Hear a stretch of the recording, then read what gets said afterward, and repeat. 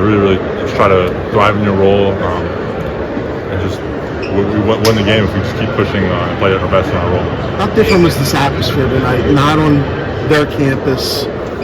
Building has some history. What was it like playing there for you?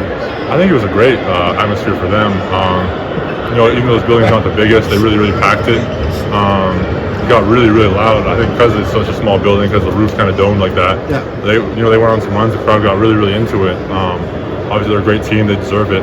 I think Shrew's a great coach. We've all been around him. Most of the guys from our team. They really deserve the fan support they got, and it got really loud. It was a great game.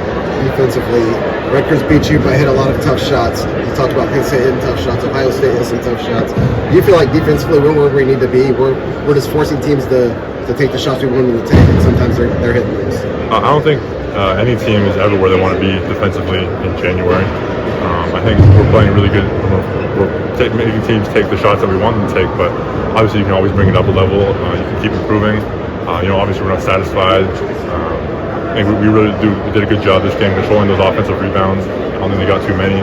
Controlling the defensive glass, that was one big thing for us. Just make sure we had the positive rebound margin, and then force them to those tough twos. And we feel like we're going to win a lot of games if we do that. Did you take it up a level defensively to start that second half? They started to obey. You got hands in the lanes, pop balls away, things like that. Yeah, I think we have really great defenders that really stepped it up.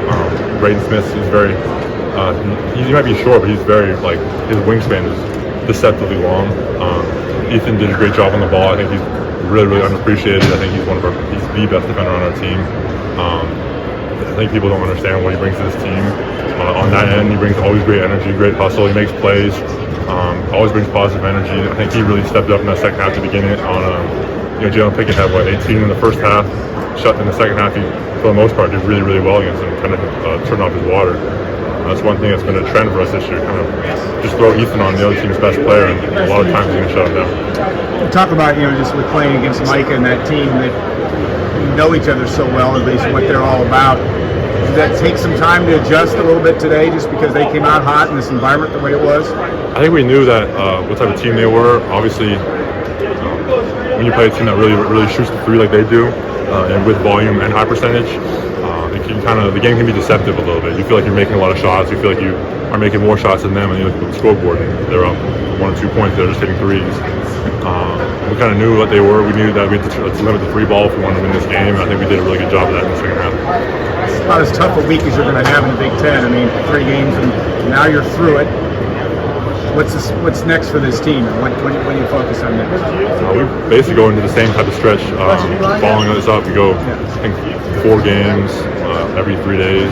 We play a game every 3 days, so there's no let up for us in the Big Ten. We have to keep pushing. We have to keep playing like we have, but obviously we have the next few days off. It's going to be nice to relax, get my feet up, get some nice food, go back to Purdue. Obviously classes start, so kind of focusing on my classes, make sure I'm getting off to a good start to my semester. And just enjoy this right now, but then we have to lock in, obviously, once we get back to practice. When you see a team on the schedule with nobody near as close as you are in terms of size, you kind of start rubbing your hands a little bit, kind of know what you're going to get? Not necessarily. I think I kind of stick to my same game plan no matter who I'm playing. You got to be deceptive. A lot of times you play teams where you're like, oh, it's really small, but then they're really good at double teaming. They're really good at doing certain things. Like their team, a lot of times it's not one-on-one defense in the post. I think it's one thing people don't understand. It's almost never one-on-one defense in the post. It's a lot of times the full team is guarding you in certain ways. I think when you look at the Nebraska game, for example, Derek Walker is not as tall as me, not as big, he's not as heavy as me, but they had 3 people on me sometimes. So it's not a lot of one-on-one matchups. A lot of how the team played.